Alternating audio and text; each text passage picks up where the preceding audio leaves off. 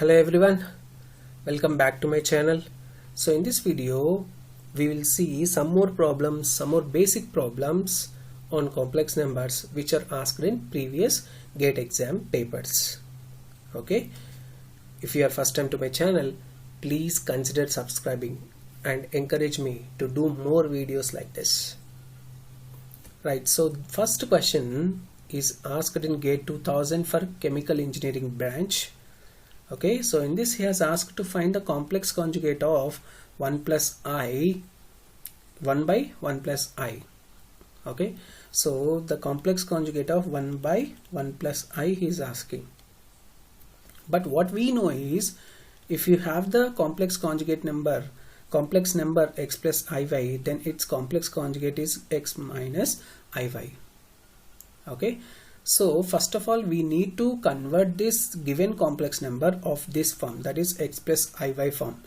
So in order to convert, what we have to do is we have to multiply and divide with complex conjugate of denominator.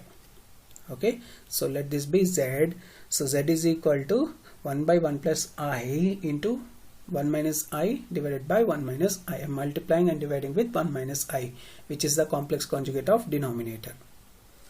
Okay, so the numerator will become 1 minus I, because 1 minus I into 1 is 1 minus I, and this is the form a plus b into a minus b, a square minus b square. So 1 minus I square, so 1 minus of minus 1, I square is equal to minus 1, so it will be 2. So it will be 1 minus I divided by 2. So this is only complex number, not we have not found the complex conjugate. Okay, so if you observe, this option is there in option C. Okay, so don't get confused. Right, so we have found only complex number. So its complex conjugate is 1 plus I divided by 2, because if x plus iy is the complex conjugate, x plus iy complex conjugate is x minus iy, then x minus iy complex conjugate is x plus iy. Okay, so now we have got x minus iy form, so it will be x plus iy will be the complex conjugate. Okay, right, so 1 plus I by 2 is, so it is not there in the given options. 1 plus I by 2 is not there in the given options. So let us multiply it with 1 minus I and divide it with 1 minus I only. Okay, so this now is of the form, numerator is of the form a plus b into a minus b, a square minus b square. Okay, same as this 1 minus I square, so 1 minus of minus 1 divided by 2 into 1 minus I, so it will be 2 by 2 into 1 minus I, 2 gets cancelled, it will be 1 by 1 minus I. Okay, so if you see, option A is correct. 1 by 1 minus I. Okay, so you have to choose correctly from the given options. Though the concept is very simple, but you have to be very careful. Okay, right, we'll see the second question. So it is asked in GATE 2004 for chemical engineering branch. The complex number 2 into 1 plus I can be represented in polar form as, so we have z is equal to x plus iy. The concept I am explaining you the first. So if the z is equal to x plus iy, in polar form it can be represented as r into e power I theta,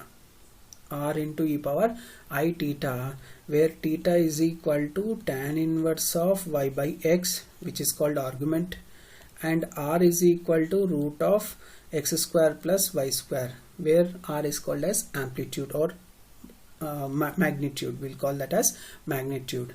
Okay, and this is argument.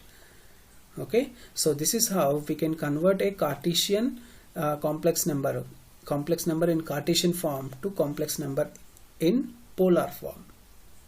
Okay, so use just this concept. So what is given? Z is equal to 2 into 1 plus I, so this can be written as 2 plus 2i, that is x is equal to 2 and y is equal to 2.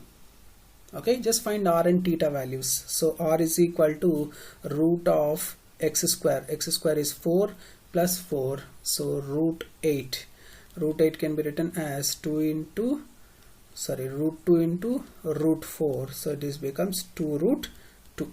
So this is r. And theta is equal to tan inverse of y by x. So tan inverse of y by x is tan inverse of 2 by 2.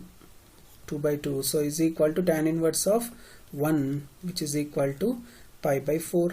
So we have got the values of r and we also theta. So z can be written as r is 2 root 2 into e power I, theta is pi by 4. So this is how we can represent the given complex number in Cartesian form to polar form. So option A is correct. Okay, so this is how we can convert a given Cartesian form into polar form. Okay, right, we'll see some more problems on this. Okay, so this problem is asked in GATE 2001 for chemical engineering branch. The value of 1 plus I whole to the power of 8 is, and he has given you some options. Okay, so 2 complex numbers and 2 real numbers he has given you. Okay, so in order to solve a problem like this, first of all we'll consider 1 plus I whole square. Okay, 1 plus I whole square. So this is of the form a plus b whole square. So a square 1 square plus b square is I square plus 2ab, 2 into 1 into I is 2I. Okay, 1 square is 1, I square is minus 1 plus 2I. So 1 and minus 1 gets cancelled, so you'll get 2I. Okay, so what we need is 1 plus I whole to the power of 8. So how can we write this? 1 plus I whole square whole to the power of 4 we can write, because a power m whole power n is a power m whole power n is a power mn. So 4 into 2 again becomes 8. So 1 plus I whole square value, we know that its value is 2I. So I can write it as 2I whole to the power of 4. Okay, so this can be written as 2 power 4 into I power 4. So 2 power 4 is 16. I power 4 can be written as I square whole square. So 16 into, what is I square value? Minus 1. Minus 1 whole square. So 16 into minus 1 whole square is 1. So it will be 16. So 1 plus I whole to the power of 8 value will be 16. So option C is correct. Okay, so this is how we can solve the question of this form, 1 plus I whole to the power of 8. Okay, next problem we'll see. So this problem is asked in GATE 2007 for production and industrial engineering, right? So in this he has given a complex number z is equal to root 3 by 2 plus I by 2, and he has asked you to find the value of z to the power of 4. Z to the power of 4. Okay, so the concept here which we use is De Moivre's theorem.